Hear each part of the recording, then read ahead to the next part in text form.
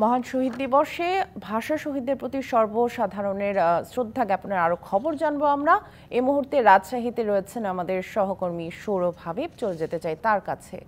সৌরভ, নিশ্চয়ই শুনতে পাচ্ছেন আমাকে।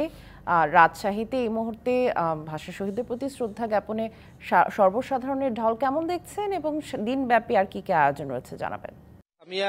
রাত 12:01 থেকে শুরু হয়েছে রাজশাহীতে ভাষা শহীদদের শ্রদ্ধা জানানো এবং বিভিন্ন শ্রেণী পেশার মানুষ কিন্তু তারা আসছেন শহীদ মিনারে এবং তারা 1952 সালের যে 21 ফেব্রুয়ারি আজকের দিনটিতে যারা বুকের রক্ত ঢেলে দিয়ে আমাদের বাংলা ভাষায় কথা বলার সুযোগ করে দিয়েছিলেন তাদেরকে শ্রদ্ধা জানাচ্ছেন। শুধু তাই নয়, আন্তর্জাতিক ভাবে স্বীকৃতি পাওয়ার পর বিভিন্ন ভাষাভাষী কিন্তু এখানে আসছেন, তারা কিন্তু কথা বলছেন, তারা কিন্তু শ্রদ্ধা জানাচ্ছেন। এবং এই রাজশাহী কলেজ কিন্তু একটু ঐতিহ্যবাহী কলেজ, যেখানে কিন্তু 1952 সালের 21 ফেব্রুয়ারি প্রথম প্রহরেই কিন্তু এখানকার মানুষ কিন্তু একটি শহীদ মিনার নির্মাণ করেছিলেন।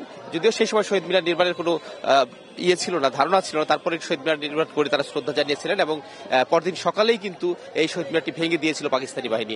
আমরা একটু কথা বলবো এখানে আদিবাসীদের, যারা জাতীয় আদিবাসী পরিষদের সদস্য, তার সঙ্গে কথা বলবো যে আসলে এই যে আন্তর্জাতিক মাতৃভাষা নিজ নিজ মায়ের ভাষায় কথা বলার আপনাদের কতটা সুবিধা হলো এইটার পর? এটি হচ্ছে যে আসলে আমাদের যতগুলো আদিবাসী বাংলাদেশ প্রায় 50টা জাতিগোষ্ঠী যারা আছে তাদের প্রত্যেকটা অনেকের ভাষা কিন্তু হারিয়ে যাচ্ছে, কিন্তু আমরা মনে করি যে আসলে এই ভাষাটা তাদের আসলে টিকিয়ে রাখা দরকার এবং এটি নানানভাবে নানান সংস্থা চেষ্টা করছে, কিন্তু আসলে সরকারকে উদ্যোগ নিতে হবে আসলে এই ভাষাটা রক্ষা করার জন্য, তাহলে এই ভাষা টিকে থাকবে। নচেত কিন্তু আস্তে আস্তে এই ভাষা কিন্তু হারিয়ে ফেলবে এবং হারিয়ে গেছে অনেকের জাতিসত্তার ভাষার। আমি এটি মনে করি যে আজকের এই দিনে থেকেই যে সরকার যাতে উদ্যোগ নেয় যে যাতে করে ভবিষ্যতে এই ভাষা যাতে করে সংরক্ষণ থাকে, না হলে কিন্তু এই ভাষা হারিয়ে গেলে আর পাওয়া যাবে না, আমি এটি মনে করি আর কি। সকল ভাষাই টিকে থাকবে আশা করছি। আপনারা নতুন প্রজন্ম কিভাবে পালন করছেন?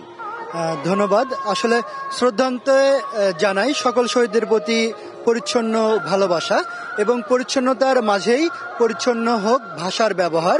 আমরা সকালে বিজিক্লিন রাজশাহী তথা পুরো বাংলাদেশ আমরা একত্রিত হয়েছি তারুণ্যরা, এবং ভাষার যেন সঠিক ব্যবহার, পরিচ্ছন্ন ব্যবহার পুরো বছর জুড়ে থাকে, 365 দিনেই থাকে। আমরা এই বাংলা ভাষায় অর্জনের জন্য অনেক মা বোন শহীদদের রক্তের অর্জিত এই দেশটি এবং এই ভাষাটি অর্জন করেছি। এই বাংলা ভাষা দ্বারা যেন কেউ কষ্ট না পায়, এটা আমাদের মেসেজ। যেন ধন্যবাদ। শুনছিলেন সামিয়া, এখানে কিন্তু বিভিন্ন শ্রেণী পেশার মানুষ আসছেন, শ্রদ্ধা জানাচ্ছেন, প্রভাত ফেরির মাধ্যমে তারা এই যে শহীদদের প্রতি শ্রদ্ধা নিবেদন করছেন। সামিয়া, সৌরভ, আপনি থাকুন সেখানে। রাজশাহী জুড়ে আজ দিনভর যেসব আয়োজন থাকছে নিশ্চয়ই সেই খবর আপনার মাধ্যমে দর্শকদের আমরা পরবর্তীতে জানিয়ে দিব। ধন্যবাদ।